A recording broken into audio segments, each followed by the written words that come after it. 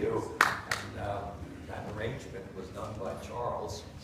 For those of you that don't know music, Charles took each note and each part of the choir and repointed everything, and then has to blend it all together. How did I do describing that? Okay? All right, good. In the diversity of the sounds and parts, there is a unifying theme. And now you know the part of the gospel today that matters for you. In our diversity, there is a unifying theme. In the gospel reading this morning, the unifying theme is generosity. That means you're a generous person. And I have to know as a Christian, since I don't live in this planet alone, and you don't either, I have to know in my heart and in my guts that I am surrounded by other Christians who are generous. And you need to be surrounded also by me and have trust that I too am generous. Because it is the only way that we're going to get through life together as people of God, as followers of Jesus, by inculcating and practicing the things that he taught were from God in the beginning. And generosity is one of them. And how you practice that, of course, will depend partly on your circumstances in your own life, and a lot on the places that God puts you, either by design or by what you may consider accident. But you'll get there one way or the other, and your call will always be to a generosity of both your possessions and your spirit and your heart and your mind. The parable this morning about the landowner, you get that. I hope if you don't get that, man, you got to catch up. It took one full day of work in Jesus' day, and for centuries before and some centuries after, to get enough money together, a day's wage, in order to buy food for the whole family. The people who worked 1 hour or 3 hours or 5 hours did not work a full day, and they were paid a daily wage. That's because the landowner decided that it was more important that those families eat than it was for him to accumulate more capital and profit. And if you don't get the simplicity of that, you better go back and think through some stuff, because it's really a very simple gospel, a very simple matter. We have all been blessed. We have all of us been blessed with all kinds of things. Some possessions, some a richness of heart and spirit, some a fertility of mind. We have all been blessed. And the calling for you and I is to recognize that it's God who has blessed us in the beginning. And that anything that we have, while we have worked diligently to gather it together and to hone it and sharpen it and shape it, still initially is all part of God's plan to shower the earth in generosity with his love and with his affection. Now, interesting. We shall jump now to the second reading from Philippians. Paul is in Philippi, or had been in Philippi, and was writing a letter to those folks. Philippi, in the ancient world, had been the site of a huge battle that determined the shape of the Roman Empire for centuries to come. Caesar Augustus, whom you know, Caesar Augustus, right, who was the one who was the emperor of Rome during the birth of Jesus. It was in 42 BC, at the Battle of Philippi, that Augustus, whose name was Octavian, was one of the generals on the winning side of that battle. And after that, that is when he then was able to screw his partners after the battle and kill them so that he became Caesar. And he billed himself as the king and prince of peace. Yeah, I know. It's an interesting way to think about it. What can I tell you? He was even voted on as the Prince of Peace by the Roman Senate. That sound familiar too? Senates and House of Representatives do all kinds of interesting votes. In any case, at the Battle of Philippi, with Caesar Augustus having won that battle and disposed of the people that he had allied himself with, Philippi became a Roman colony for retired soldiers. When you signed up in the military in those days, or when you were drafted, you signed up for 22 years. And if you survived that 22 years, they settled you with a few acres of ground, normally not in your hometown where you came from, but normally in an occupied land. And Philippi was one of those places that was occupied and resettled by retired Roman soldiers and the families. Now, in that context, Paul had gone there to talk about the gospel, to ask people to make some other kinds of commitments, primarily a generosity of spirit, a generosity of heart, a generosity of giving, in which peace truly reigned in the land. And within that context, of course, he ran into some problems early on and was not met and was not well received. But there were a few people who thought, yeah, that probably is the way to go in life, is to try to encourage peace, peacemaking and peacekeeping with my life. And even if I take some hits for being that way, that's okay. Well, it got so bad, and I don't know if you picked up Paul's autobiography in Philippians. He was thinking about killing himself. This is what he says. And here he's ruminating autobiographically.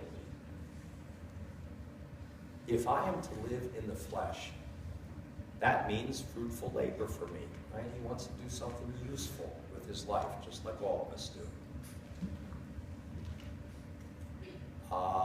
And I don't know which I prefer. I'm hard-pressed between the two. My desire is to depart this life and to be with Christ, for that is far better. But to remain here on the earth in the flesh is more necessary for you. Since I'm convinced of this, I know that I'll remain and continue with all of you. You get the idea. Paul was at a point in his life when he recognized that the promise of eternal life was in fact a gift, and a generous gift that was given to him and to all of us who are followers of Jesus. But his dilemma was precisely, is if I've already been given the gift, why should I put so much time in here struggling in this life? What's the point? And it finally dawned on him in this little section here as he's ruminating on his own life, as you ruminate on your own, and don't kid yourself, I know you do. So do I. What's the point of hanging around? It isn't for yourself. It's for you.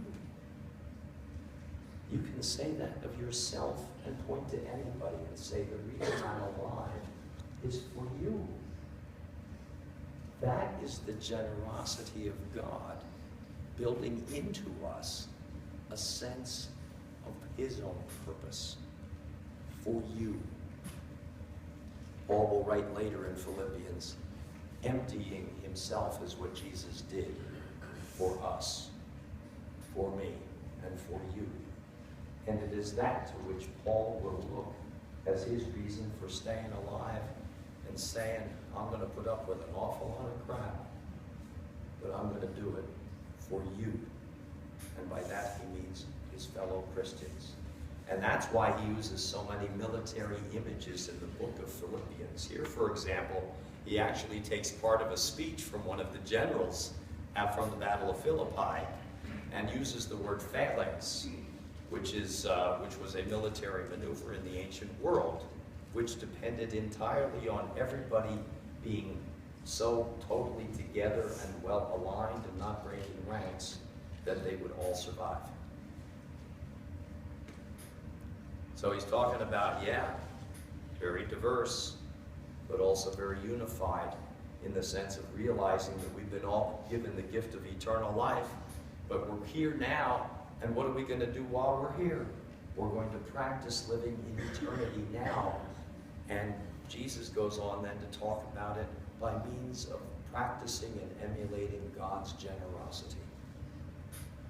And it is by that means that you become a person who is for you.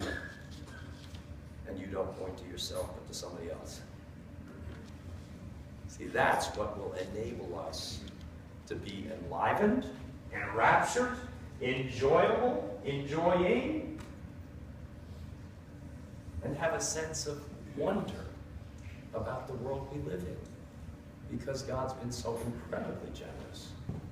When you think about it, I have 4 weddings coming up in October, and I'm looking at that, from the creation story, by the way. That's what marriage is, all right?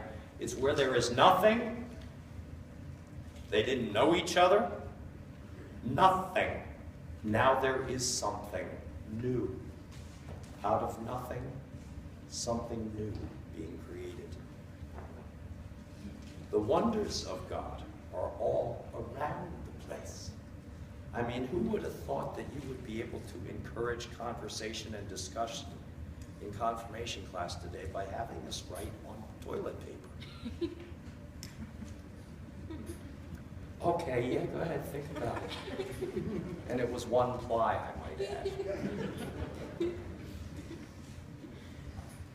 But it really evoked a lot of discussion, because what we were writing on there was not about toilet paper. It was about who we were as Christian people. We described ourselves a little bit. And that takes what? A little bit of generosity of spirit to do that, because you have to trust another person, right?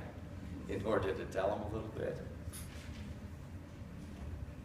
The parable of the labor in the vineyards is all about generosity. The whole thing, from start to finish. Paul's discussion about whether he's going to live or die has to do with generosity. That God has placed him here on the planet, and he's somebody's generosity.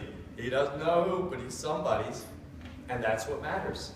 You're somebody's generosity. Who's it? I don't know. You could probably name 40, 50 people over the years of your lifetime, easily. That you have been called to be generous in spirit, generous in possessions, generous in mind and heart. On your job, a generosity of mental stimulation and thinking it through. All generosity all the time. Now, a lot of people protested that. You know that as well. That there's a lot of people in our world, especially today, who are going through another cycle of greed and jealousy and envy and pride of possessions and all of that kind of stuff. And so we're in the same position in some ways that the people in Philippi were in St. Paul's day. We're a minority of people who are saying that God is generous and therefore so are we. Why? Because you care. And even when you don't care, you still are called to care, like St. Paul. He could have very easily killed himself because it was socially acceptable in that day to do that. It was very acceptable, and they worked very hard on the last words that he said. Days ahead. But he didn't, because he recognized that God had placed him in the world to be somebody's God generosity. And that's who you are as a Christian. You're not a generous person. You are God's generosity to other persons. There's a difference. So it ain't about you. It's always about God. And that's why he gives you the strength to endure, to persevere, to suck it up, to do the right things in every day.